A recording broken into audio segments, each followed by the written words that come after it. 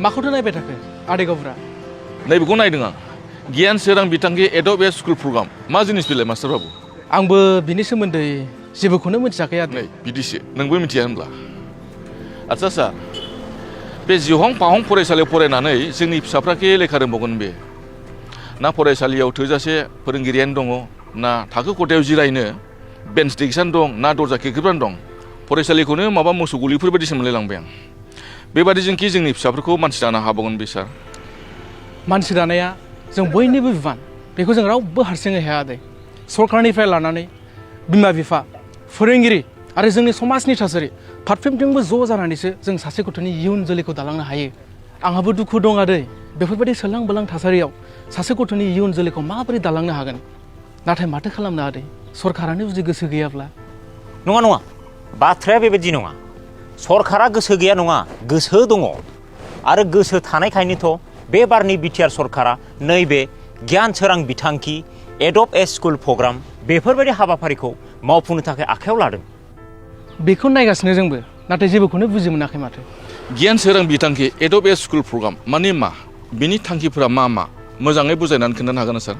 दे बिदिब्ला खोनासं खिन्थागासिनो दं आं बे जाहैबाय जोंनि बिटिआर हालामनि सिङाव थानाय फरायसालिफोराव गुन गोनां सोलोंथाइ होनाय आरो जोंनि फरायसालिफोरनि इनफ्रास्ट्राक्चारफोरखौ जौगाखां होनायनि थाखाय जोंनि बिटिआर सरकारा लानाय मोनसे मावबिथांखि जाय बिथांखिनि दारै जोंनि बिटिआर सरकारा बिटिआर हालामनि सिङाव थानाय 5500निबो बांसिन फरायसालिफोरखौ फैगौ 4 बोसोरनि गेजेरावहाय नैबे गियान सोरां बिथांखि एडब ए स्कुल प्रग्राम बेफोरबायदि हाबाफारिनि गेजेरजों मडेल फरायसालिसिम गुस्लाय होनाय जागोन गिबि गिबियाव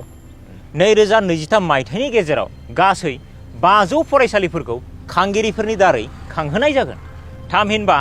बड'लेण्ड हालामनि फरायसालिफोरावहाय गुन गोनां सोलोंथाइ होनाय आरो इनफ्रास्ट्राक्चार जौगाहोनायनि थांखिजों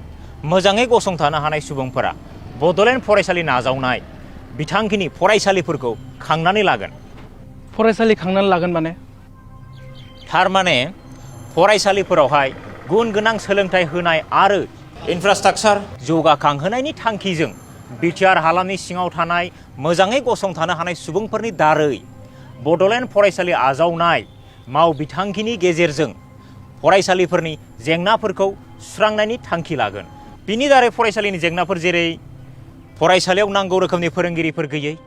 बायला जिला फरायसालि न' गेग्रेब गेथेब डेस्क बेन्च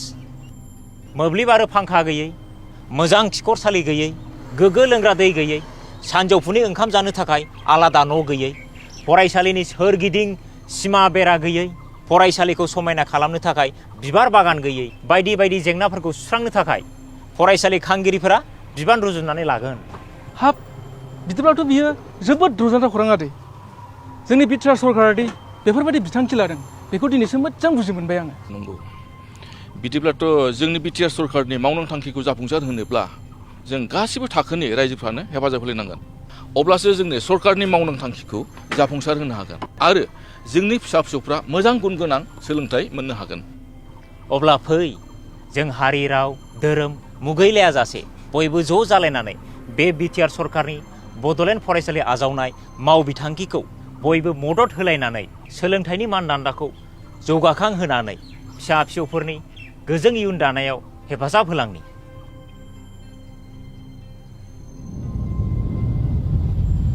আমাৰ বিটিআৰ চৰকাৰে যেটো আমাৰ জ্ঞান চৰাং বিথাংকি বুলি আমি যোৱা বছৰ এনাউন্স কৰিছিলোঁ আমাৰ ষ্টুডেণ্টসকলক বিভিন্ন ইনষ্টিটিউচনক হেল্প কৰাৰ কাৰণে এই জ্ঞান চৰাং বিথাংকিৰ আণ্ডাৰতে এটা স্কুল এডাপশ্যন প্ৰগ্ৰাম আমি আৰম্ভ কৰিছোঁ ইয়াৰ মূল উদ্দেশ্য হৈছে যে বড়োলেণ্ড অঞ্চলত যিমানখিনি primary secondary higher secondary college যিমানখিনি ইনষ্টিটিউচন আছে তাত যাতে গুণগত শিক্ষা আমি আনিব পাৰোঁ আমাৰ প্ৰত্যেকজন ছাত্ৰ ছাত্ৰী যিয়ে নেকি স্কুললৈ আহে তেখেতসকলে স্কুল কলেজৰ পৰা ওলাই যোৱা সময়ত যাতে ভাল এডুকেশ্যন লৈ যাব পাৰে ইয়াৰ কাৰণে আমি এডুকেশ্যনেল ইনষ্টিটিউচনৰ ইনফ্ৰাষ্ট্ৰাকচাৰ এডুকেশ্যনেল ইনষ্টিটিউচনৰ একাডেমিক্স ইনসাইড এণ্ড আউটসাইড যেটো এনভাইৰনমেণ্ট সাৰাউণ্ডিং ছ'চাইটিৰ যিটো এনভাইৰনমেণ্ট আৰু ষ্টুডেণ্টসকলক স্কুল কলেজত পঢ়ি থকা সময়ত যিখিনি কাউন্সিলিং বা বিভিন্ন ছাপৰ্ট এণ্ড গাইডেন্স লাগে সেইখিনি প্ৰভাইড কৰা ইয়াৰ লগতে স্কুল কলেজ এৰাৰ পিছতো কিছুমান গাইডেন্স তেখেতসকলক লাগে সেইখিনি প্ৰভাইড কৰাৰ কাৰণে এই স্কুল এডাপশ্যন প্ৰগ্ৰামটো আৰম্ভ কৰা হৈছে আৰু ইয়াত বিভিন্ন ব্যক্তিসকলে যিসকলে গভৰ্ণমেণ্ট অফিচাৰো হ'ব পাৰে বিজনেছমেনো হ'ব পাৰে পলিটিচিয়ানো হ'ব পাৰে এনি ফিল্ডত কাম কৰি থকা মানুহবিলাকে খেতিয়কো হ'ব পাৰে এণ্টাৰপ্ৰিনাৰো হ'ব পাৰে তেখেতসকলে এখন স্কুল এডাপশ্যন কৰিব অলৰেডি 1000 স্কুল এডাপশ্যন কৰা হ'ল আৰু তেখেতসকলে নিজৰ এডাপ্ট কৰা স্কুলত গৈ পেলাই তেখেতসকলে স্কুলৰ শিক্ষকসকলক ছাত্ৰ ছাত্ৰীসকলক SMDC SMC সকলোকে খবৰ লৈ পেলাই তাত কেনেকৈ এডুকেশ্যনটো ঠিক হ'ব লাগে কোৱালিটি হ'ব লাগে ইয়াৰ বিভিন্ন কামবিলাক তেখেতসকলে কৰি আছে মই বহুত আনন্দিত কি BTR গভৰ্ণমেণ্টৰ আণ্ডাৰত এই মিছনটো বহুত ভালকৈ চলিছে আৰু ইয়াত আমাৰ কমল সিং নাৰ্জাৰী ইয়াত চেয়াৰমেন দায়িত্ব লৈ পেলাই